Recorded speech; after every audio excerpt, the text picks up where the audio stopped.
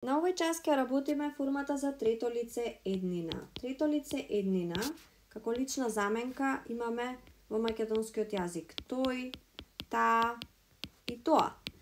Но во турскиот јазик тој, таа, тоа, сите тие три се о, една единствена буква о. Значи о ќе значи и тој, и таа, и тоа. И сите тие се за трето лице еднина. Сега ќе видиме како се прави реченицата за трето лице еднина во сегашно време со помошниот глагол сум. Првата реченица е о кимдир. О кимдир, ким значеше кој, за прашање за лице, значи. О кимдир. И сега, тука можеме да забележиме дека дир е во заграда. Зошто е во заграда? Веднаш ќе го објасниме. Значи, дир е формата која што доаѓа за трето лице еднина, но многу често може да видите реченицата без воопшто да го видите ова дир. Значи, да биде само о ким. О ким во превод е кој е тоа, или кој е тој, која е таа. Без да се употреби воопшто глагол наставка. Ајде да го видиме следниот пример. О öğrencidir. O öğrencidir. Или само o öğrenci. Öğrenci значи ученик или ученичка. Значи тој е ученик или таа е ученичка. На турски е o öğrenci. Толку. Дир може, а и не мора да го потребувате, пак ќе кажам, тоа е произволно. Следната реченица o evdedir. O evdedir или o evde значи тој или таа или тоа е дома. Евде, тука имаме наставката за статичност.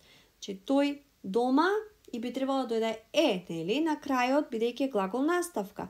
Но рековме дека во пракса многу почесто се употребува без тоа значи тој дома само, таа дома и толку завршува реченицата. O köpektir. O köpektir. Тука имаме една промена, како што може да забележиме, значи имаме од дир, тир сега. Значи, како кај наставката за статичност да, де, та, те, и тука имаме таква промена, значи од д во т. O köpektir. Тоа е куче. O köpektir. Или o köpek, само o köpek е доволно. И последниот пример, о Жапон, Жапон дур. Ова не е Јапон, туку е Жапон. Со Ж се чита. О Жапон, дур може и не мора рековме, значи о Жапон. О Жапон дур. Тој е јапонец или таа е јапонка. Одлично. Правилото вели дека со формата за трето лице еднина о би требало да се употребат др или пак тр, дир или тир, дур, тур или дур, тур. Како ги употребуваме? Повторно истото правило. После а, доаѓа др или тр. Значи, ако последната самогласка во зборот е а или би требало да дојде др или тр. Ако последната самогласка во зборот е или и, би требало да дојде дир или тир. После о, у доаѓа дур или тур. И после у доаѓа дур или тур. Кога ја употребувавме оваа форма со т? Оваа форма со т ја употребуваме ако последната буква во зборот е ф, с, т, к, ч, ш, х или пак п. Рековме, значи, ако зборот завршува на една од овие 8, во тој случај мораме да употребиме формата со т, бидејќи воспротивно нема да биде природно, нема да можеме да го кажеме, зборот ќе ни биде потешко за изговарање. Одречна реченица, за да направиме повторно, ќе го употребиме зборчето за негација, тоа беше дејел. И сега, како што кажавме во претходните реченици, дали ќе го употребувате дир или не, тоа е произволно, значи би требало да биде дејлдир, но многу почесто се употребува без таа наставка. Ајде да ги видиме овие реченици. О дејл дир ќе значи тој не е, или таа не е, тоа не е. може да се каже само о değil. Потоа одиме со следната реченица.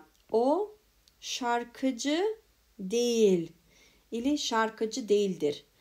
O şarkıcı değil, тој не е пејач или таа не е пејачка. O hızlı değil. Тој не е брз или таа не е брза, тоа не е брзо. O hızlı değil. O Sırp değil. Тој не е србин, таа не е србинка. Рековме со голема буква се пишуваат националностите. O araba değil. Тоа не е кола. O araba değil. Значи, o araba değildir. Може едната и другата форма да се употребаат. Ако сакаме да направиме прашална реченица, повторно, треба да употребиме м, ми, му или му. И пак, нели, рековме досега, веќе ни е малку јасно, наставката за лицето ќе треба да дојде после ова, значи би требало да дојде др, дир, дур, дур, но ние можеме и ова да го изоставиме, односно да не го употребиме овој дел, значи може и да не употребиме наставка, рековме. И пример, ому или омудур, значи тоа ли е, тој ли е, таа ли е. Значи ому, омудур, исто значење ќе има. O mühendis mi? O mühendis midir?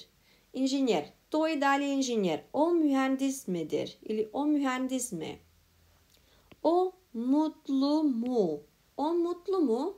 Тој дали е среќен? Таа дали е среќна? O mutlu mu? Тоа дали е среќно? O önemli mi? O önemli mi? Önemli се користи за нешто важно, битно. Тоа дали е важно? Важно ли е тоа? O önemli mi? Или o önemli midir? Може и да се употреби со дир, нели? И последниот пример. O Fransız mı? O Fransız mı? Дали е тој французин? Дали е таа французинка? O Fransız mı? Тоа е се за овој час. Görüşürüz.